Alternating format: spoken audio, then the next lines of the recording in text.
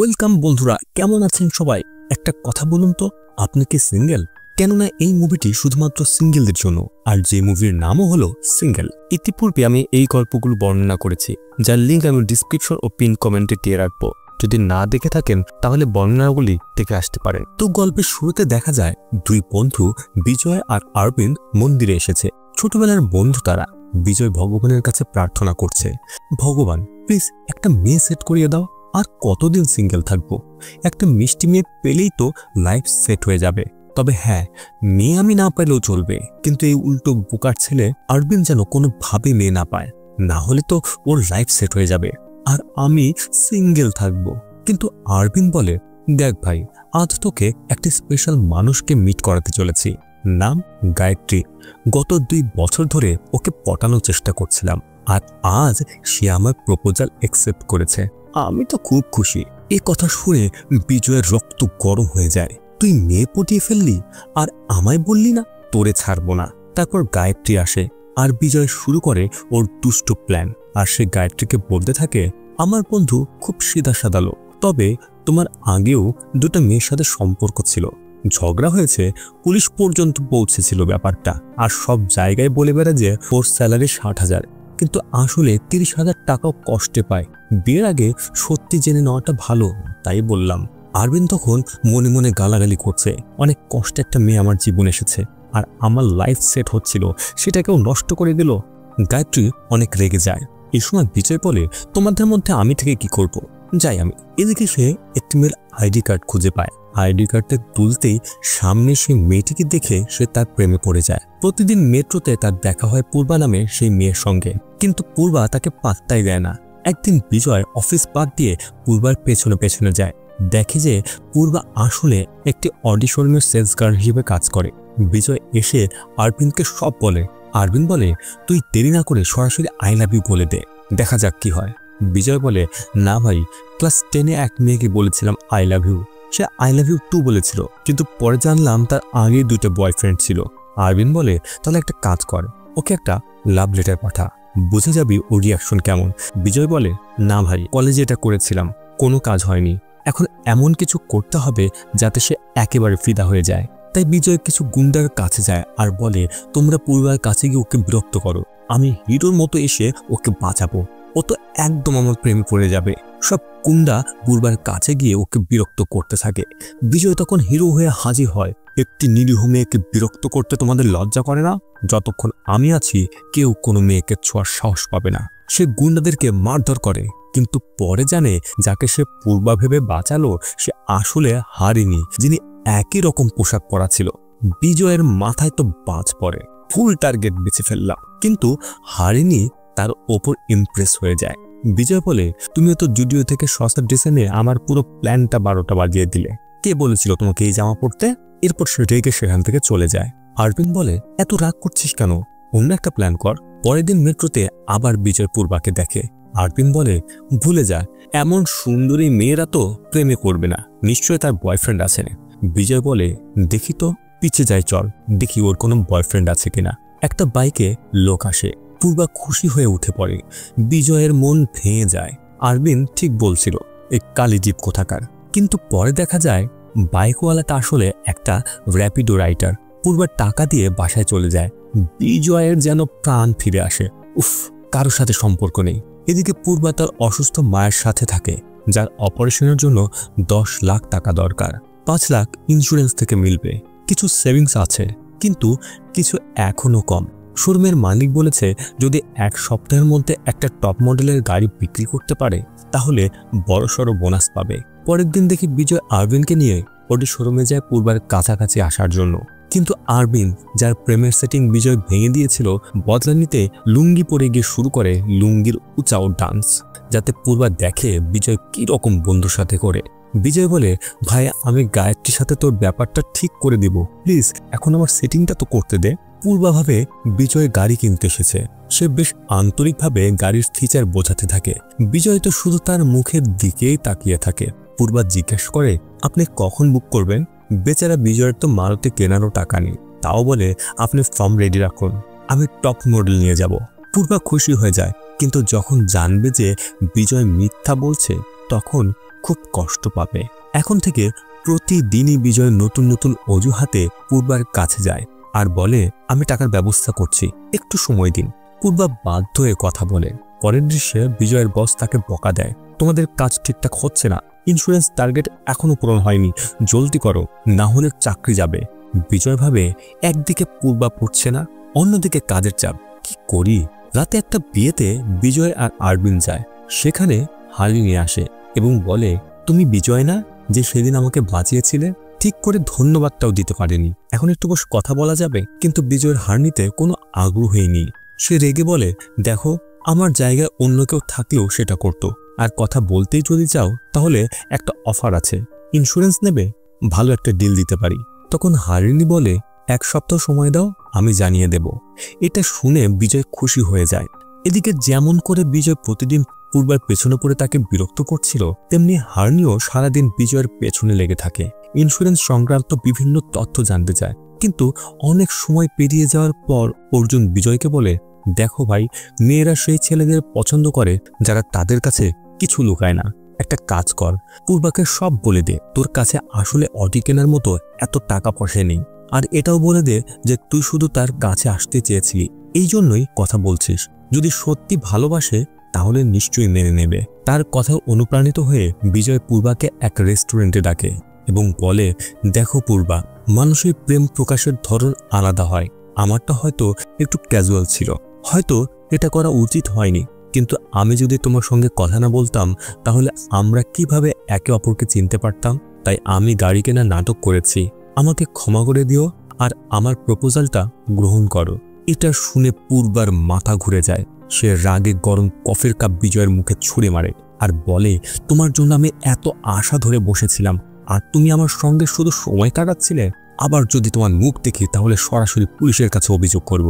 এটা বলে সে চলে যায়। আরবিন তখন বিজয়কে টিস্যু দিয়ে বলে ছাড় ভাই, হারিনি অনেক ভালো, তাকে পটানোর চেষ্টা কর, পূর্বার সঙ্গে তো তোর কিছুই হবে না। কিন্তু বিজয় কিছুতেই হার মানতে চায় না। এমন সময় হারিনি ফোন করে বিজয়কে ডাকে, আর বিজয় হারিনির ডান্স ক্লাসে চলে যায়। সেখানে বিজয় জিজ্ঞাসা করে ইন্স্যুরেন্স কবে নেবে। তখন হারিনি বলে দেখো বিজয়, আমি দুঃখিত, আমি ইন্স্যুরেন্স নিতে পারবো না, কারণ আমার আগে থেকেই একটা ইন্স্যুরেন্স আছে। আমি শুধু তোমার কাছে থাকার অজুহাত খুঁজছিলাম, আমাকে ক্ষমা করে দিও, আমি তোমাকে ভালোবাসি, দয়া করে আমার প্রস্তাবটা গ্রহণ করো। এটা শুনে বিজয় রাগ আর সামলাতে পারে না। রাগে সে এক গ্লাস পানি তুলে হারিনির মুখে ছুঁড়ে মারে, একদম পূর্বার মতো আচরণ করে বলে তুমি এতদিন আমার সঙ্গে মজা করছিলে, আমার সময় নষ্ট করছো কেন? আবার যদি আমার সামনে আসো তাহলে ভালো হবে না।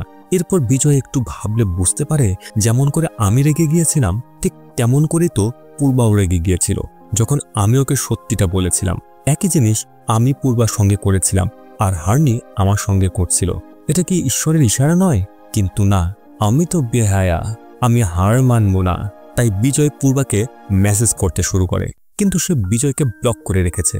তাই বিজয় আগে থেকেই মেট্রোতে চলে আসে যাতে পূর্বার সঙ্গে দেখা করে কথা বলতে পারে।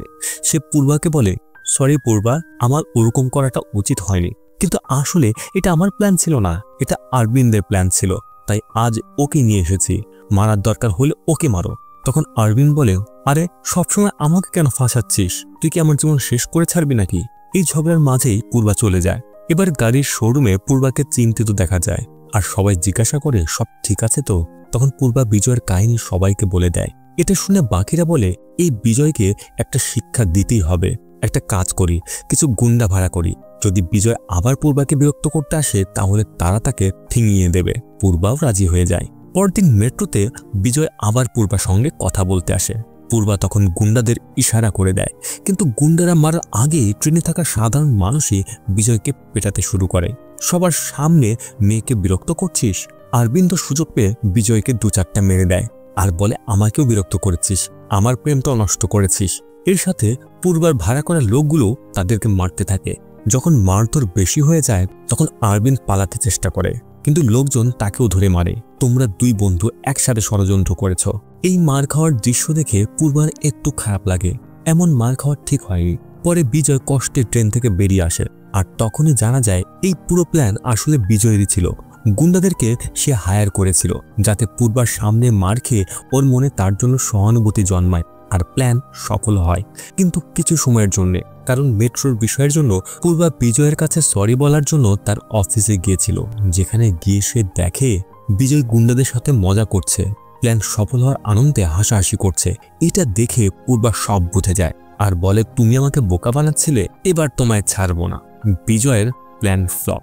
শোরুমের কর্মীরা এবার পূর্বাকে বলে, একটা কাজ কর, বিজয় সহজে মানছে না, তাহলে তুমিও প্রেমের অভিনয় করো।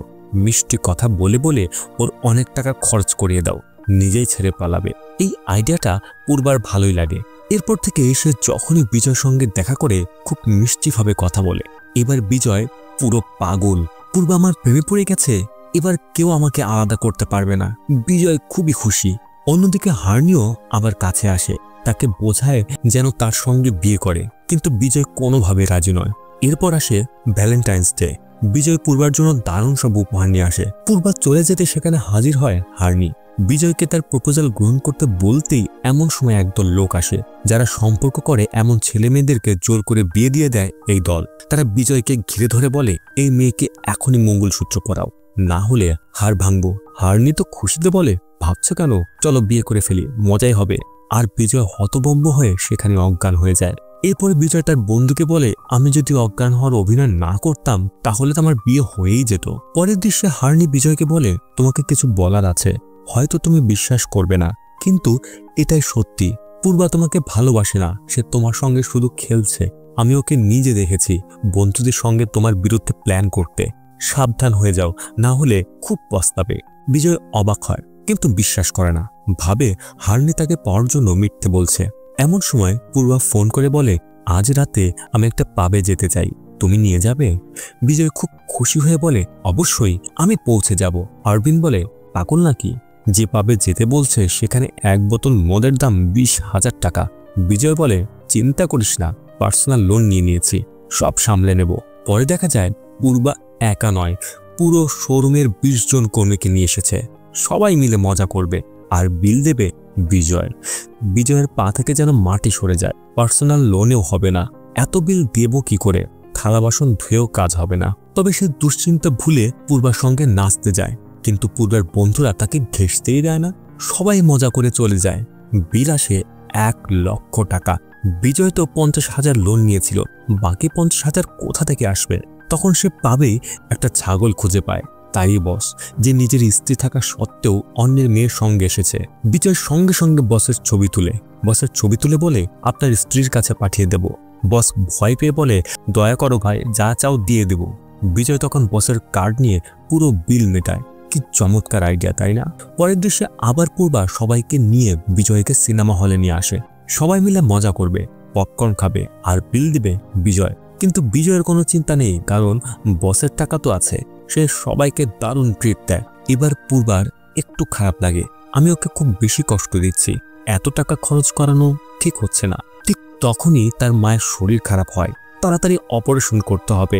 তখন সে জানতে পারে যে ব্যাংক থেকে সে 5 লাখ টাকার ইন্স্যুরেন্স নিয়েছিল, সেখানে বিজয়ী কাজ করে। আর সে সেই ইন্স্যুরেন্স 5 থেকে বাড়িয়ে 10 লাখ করে দিয়েছিল, যাতে সহজে অপারেশনটা করা যায়। এটা জেনে পূর্বা অবাক হয়ে যায় আর ভাবে, আমি ওকে কত কষ্ট দিয়েছি, কিন্তু সে চুপচাপ আমার জন্য এত বড় উপকার করেছে। এই ঋণ আমি কখনো শোধ করতে পারবো না। এইভাবে পূর্বার মনে বিজয়ের প্রতি ভালোবাসা বাড়তে থাকে। আর অন্যদিকে হার্নি তো যেন বিজয়ের পেছনে হাড় মাংস নিয়ে লেগে পড়ে। সে যেদিকে যায় হার্নি সেখানেই হাজির। বিজয় অবাক আর ভাবে, এই হার্নিকে আমি ছাড়াবো কিভাবে?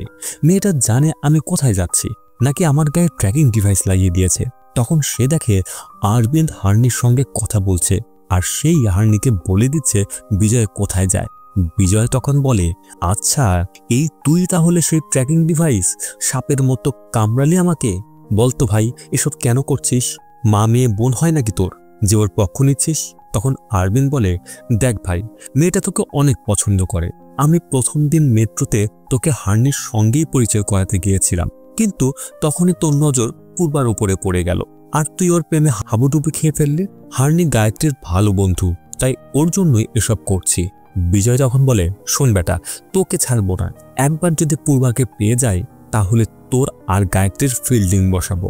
এরপর সে পূর্বার সঙ্গে দেখা করতে যায়। পূর্বা তাকে ধন্যবাদ জানায়, ক্ষমাও চায়। সে বিজয়ের সঙ্গে যেটা করেছে সেটা ঠিক করেনি, আর সেখানে পূর্বা বিজয় প্রপোজাল গ্রহণ করে ফেলে। এটা দেখে তো বিজয়ের স্বপ্ন যেন সত্যি হয়ে যায়। এরপর তারা একসঙ্গে সময় কাটাতে শুরু করে, কিন্তু হতবাকা হার্নি তখনও কষ্টে থাকে। একদিন বিজয় হার্নির বাড়ি যায়, ওকে জীবন এগিয়ে নিয়ে যাওয়ার জন্য কথা বলবে, কিন্তু সেখানে গিয়ে সে অবাক হয়ে যায়। হার্নি আসলে কার মেয়ে?